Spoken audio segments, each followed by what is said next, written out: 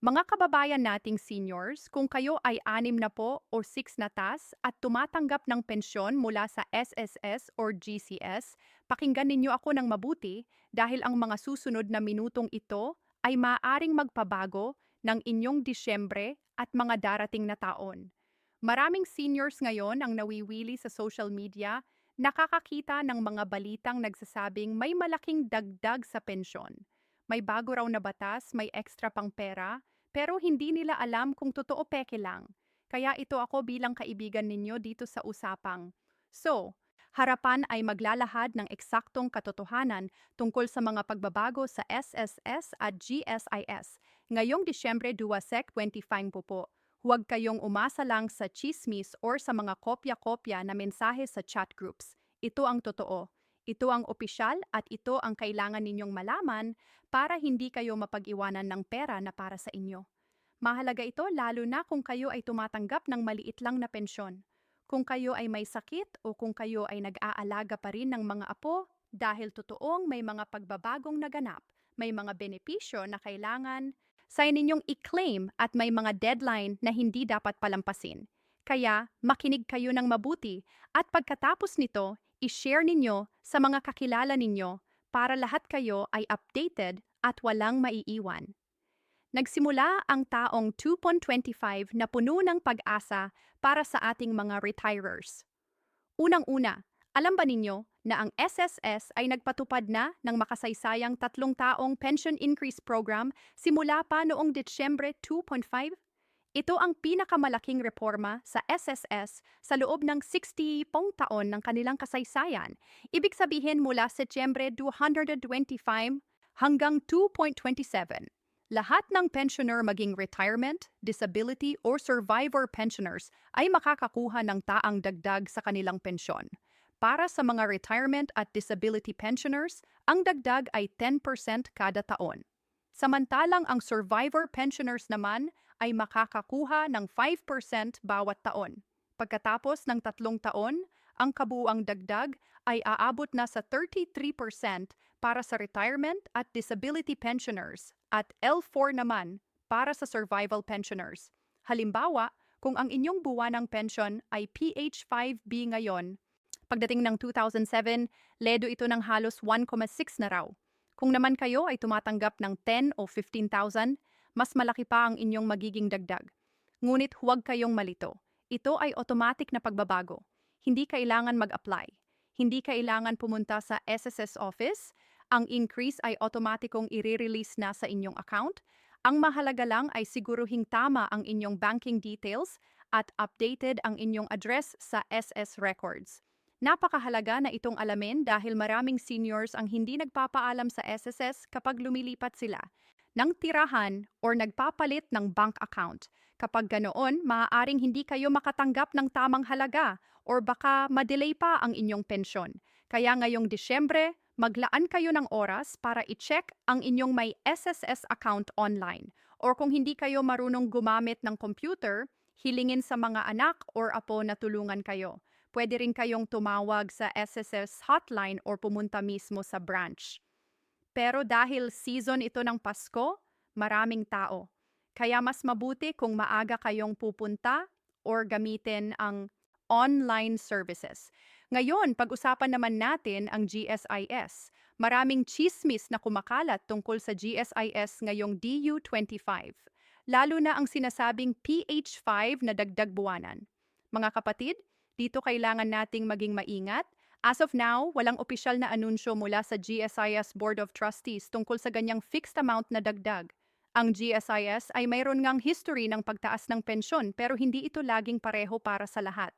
Karaniwang percentage based ang kanilang mga adjustment o kaya ay may targeting para sa mga minimum pensioners. Kaya kung may nakita kayong Facebook post na tanggap na forwarded message na nagsasabing lahat ay makakakuha ng PH 8,000, huwag agad maniwala, maghintay muna ng opisyal na circular mula sa GSIS. Ngunit mayroon namang tunay na magandang balita mula sa GSCS. Noong Setyembre 2025, ang GSCS ay naglift na ng cap sa survivorship pension. Dati ang mga surviving spouse ay tumatanggap lang ng kalahati ng pensyon ng namatay nilang asawa, Pero may teksto ito hanggang sa sahod lamang ng isang sekretary sa gobyerno. Ngayon, wala na ang teksto na iyon. Ang ibig sabihin kung ang namatay ninyo ay high-ranking official noon at malaki ang pensyon ngayon, makukuha na ninyo ang buong 50% ng kanyang basic pension. Ito ay napakagandang balita lalo na para sa mga widows at towers ng mga general director or mataas na opisyal sa gobyerno. Ang adjustment na ito ay automatic din. Hindi kailangan ng bagong application. Ang GSIS mismo ang mag-recompute at mag-adjust ng inyong pensyon. Pero tandaan, dapat kayong regular na tumatanggap pa ng survivorship pension para makuha ang benepisyo na ito. Kung na-stop na ang inyong pension dahil nag-asawa kayo ulit or may ibang dahilan, hindi ito applicable sa inyo. Isa pang mahalagang pagbabago sa GSIS ay ang abolition ng cohabitation rule. Dati kung ang surviving spouse ay nakikitira sa ibang partner kahit hindi kasal, maaring ito ng GSIS ang kanilang survivorship pension. Ngayon, tanggal na ang rule na iyan. Ang pensyon ay titigil lang kapag ang beneficiary ay legal na nag-asawa ulit. Ito ay mas simple at mas respetuoso sa personal na sitwasyon ng mga tao. Bukod pa ran, ang GSIS ay nagpatupad na rin ng 1.5% na annual pension increase noong Enero 2025 para sa mga pensioners na tumatanggap na ng pensyon for at least 5 taon. Kaya kung kayo ay pensioner na matagal na, dapat ay naranasan ninyo na ang unang wave ng increase na ito sa inyong Enero payout. Kung hindi, magpunta kayo sa GSS branch at magtanong. Pag-usapan naman natin ang mga payout schedule dahil maraming seniors ang nalilito kung kailan eksaktong dadating ang kanilang pera. Para sa SS, ang payout schedule ay nakadepende sa penultimate digit ng inyong SSS number. Iyon ay ang pangalawang huli sa numero ninyo. Halimbawa, kung ang SSS number ninyo ay 3 and 43, 56 na ang penultimate digit ay 7. Mayroon pong calendar na inilalabas ang SSS bawat taon na nagsasabing kung aling araw ng buwan kayo makakakuha ng pensyon base sa digit na yon. Karaniwang nahati ito sa 2 batch. Mga digit 0 hanggang 4 ay 1 at 5 hanggang si I. Kaya kung kayo ay digit 0 hanggang 4, malamang na unang kalahati ng buwan kayo makakakuha.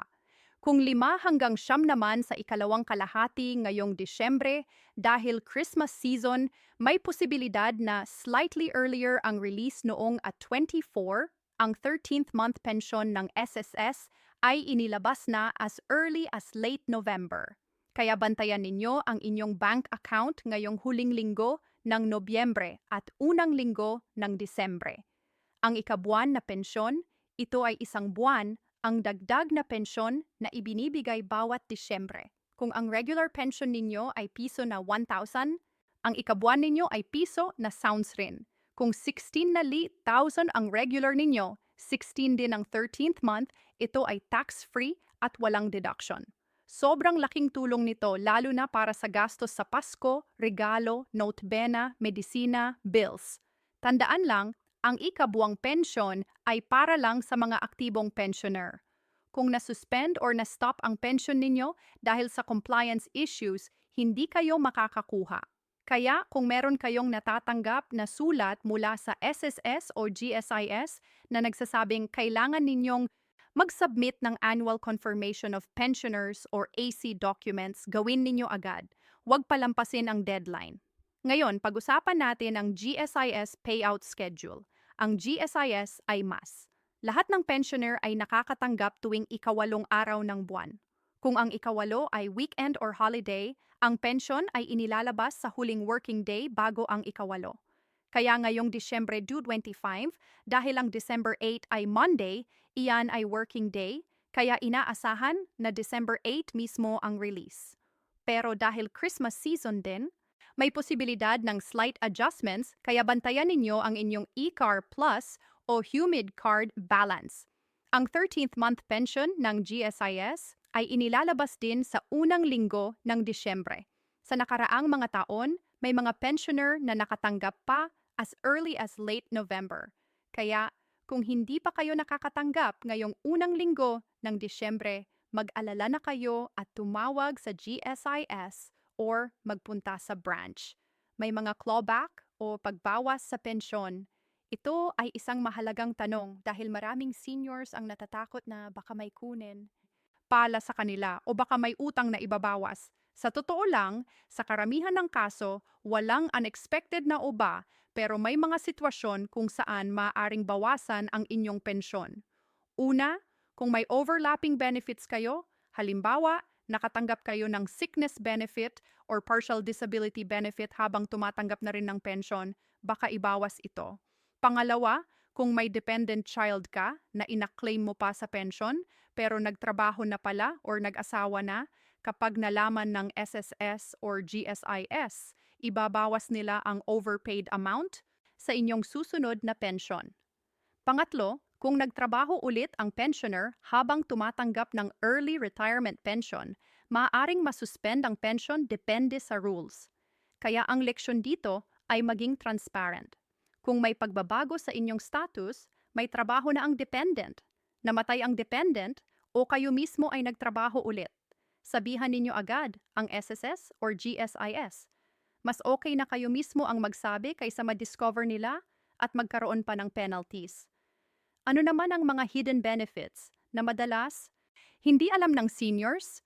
Una, ang PH00 monthly additional benefits sa SSS. Simula 2,1, lahat ng retirement pensioner ay tumatanggap ng extra P1,000 on top ng kanilang computed pension.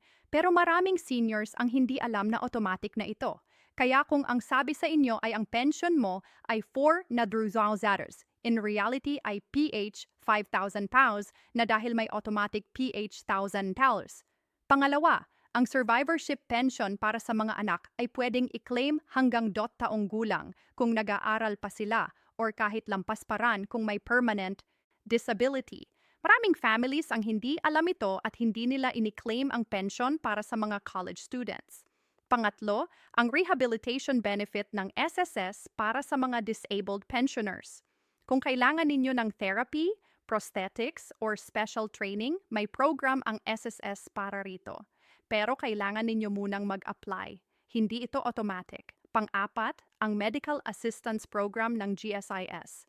Kung kayo ay GSIS pensioner at may medical emergency or need ng hospitalization, maaaring makahingi kayo ng financial assistance. Ang problema, hindi ito widely advertised kaya kailangan ninyong aktibong magtanong sa branch. Tungkol naman sa tax implications, magandang balita. Ang pension benefits mula sa SS at GSIS ay tax-exempt. Ibig sabihin, kahit magkano pa ang inyong pension, walang income tax na kailangang bayaran. Ganon din ang 13th month pension, walang tax. Pero kung kayo ay may ibang income pa aside from pension, halimbawa, may rental income kayo o may negosyo, yung iba ninyong income ay taxable pa rin. Huwag kayong magtaka kung may BIR form na kailangan ninyong sagutan pero purely pension income, walang tax. Isa pang tanong na madalas tinatanong, pwede ba akong makatanggap ng SSSS at GSIS pension both at the same time? Ang sagot ay depende. Kung nagwo-work kayo sa private sector at nag-contribute sa SSS, tapos nag-transfer kayo sa government at nag-contribute sa GSIS, pwede kayong makatanggap ng both pensions. Pero dapat separate ang periods. Ibig sabihin, hindi overlapping. Kung nag-refund kayo ng SS contributions nung nag-government employee kayo na wala na ang inyong SS pension rights, pero kung hindi kayo nag-refund at nakatipid pa rin ng sufficient contribution sa both systems, pwede kayong dual pensioner. Maraming teachers at government workers na galing private sector ang nakakaranas nito. Ang proseso ay tawag sa kanila portability or totalization. Ang huling agency na pinagtrabahunan ninyo ang pipiliin ninyong location para mag-file ng pension claim, tapos coordinate na nila ang kabilang agency. Ngayon, mga practical na tips para sa SSS at GSIS, office visits dahil marami pa rin ang kailangang personal na pumunta. Una, pumunta kayo ng maaga mga 7:30 ng umaga kung pwede dahil pag lunchtime na o hapon, sobrang haba na ng pila. Pangalawa, magdala ng kumpleto ng dokumento. Dalhin ninyo ang ID, SSS or GSIS number, birth certificate kung kinakailangan, proof of address at kung anumang supporting documents na hinihingi nila. Maraming seniors ang bumabalik-balik dahil kulang ang dala. Pangatlo, kung senior citizen kayo or PWD, may priority lane kayo, huwag kayong mahiya na sabihing senior kayo, karapatan ninyo iyan. Pang-apat, kung may katanungan kayo na simple lang tulad ng payout schedule or balance inquiry, gamitin ninyo ang hotline or online services muna. Ang SSS hotline ay 455 at ang GSIS hotline ay available sa website nila. Mas mabilis kaysa pumunta pa ng office. Panlima, kung kailangan ninyong mag-update ng bank account or disbursement details, gawin ninyo ito as soon as possible. Maraming pensioner ang delayed ang payout dahil outdated yung bank account. Baka close na ang account or napalitan na ng bagong number. Strategies para ma-maximize ang inyong retirement income. Una, kung kayo ay tumatanggap pa lang ng minimum pension, tingnan ninyo kung qualified pa kayo mag-contribute voluntarily. Ang SSS voluntary contribution ay pwedeng para sa mga early retires or sa mga may kulang pa sa contribution months. Bawat karagdagang contribution ay tumataas ang inyong pension.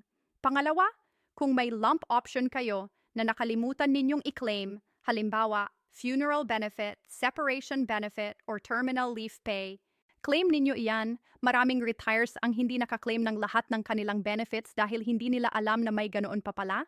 Pangatlo, gamitin ang SSS at GSIS loan programs wisely. Meron silang salary loan, housing loan, calamity loan. Ang interest rate ay mas mababa compared sa private lending companies. Pero tandaan, kapag nangutang kayo, babawasan ang inyong monthly pension para sa installment payment. Kaya siguraduhin kaya ninyo bayaran at kailangan talaga ninyo ng loan. Pang-apat, magtabi ng emergency fund. Kahit maliit lang, kahit bawat buwan sa loob ng 6 na buwan ay may 12,000 na kayong emergency money. Panglima, kung kayo ay may asawa or dependent children, tiyakin na updated ang beneficiary designation ninyo. Kapag may nangyari sa inyo, kailangan nila ng survivorship pension. Pero kung hindi updated ang records, halimbawa patay na ang dating dependent pero nakalist pa, rin ang magkakaroon ng delay o problema sa payout. Sa pagtatapos, mga minamahal kong seniors, ang susi sa lahat ng ito ay information at action. Hindi sapat na marinig ninyo lang ang balita. Kailangan ninyong kumilos, i-check ang inyong account, i-verify ang mga detalye, magtanong kapag may hindi kayo maintindihan. Huwag kayong mahiya na magtanong sa mga staff ng SSS or GSIS. Trabaho nila yan na tulungan kayo. Huwag din kayong sumuko kung nahirapan sa proseso. Maraming pensioners na tumutulong sa isa't isa. May mga Facebook groups, community organizations, at barangay programs. Sumali kayo para may suporta. At higit sa lahat, huwag kayong maniwala sa lahat ng nakikita ninyong balita sa social media. Kung may nakita kayong post na lahat ng pensioner ay makakakuha ng PAT ngayong Disyembre, tanungin ninyo muna ang sarili ninyo. Totoo ba ito? May official source ba? Huwag agad mag-share o maniwala. Mas better na pumunta kayo mismo sa office or tingnan ang opisyal na website. Ngayong Disyembre due 25, maghanda kayo.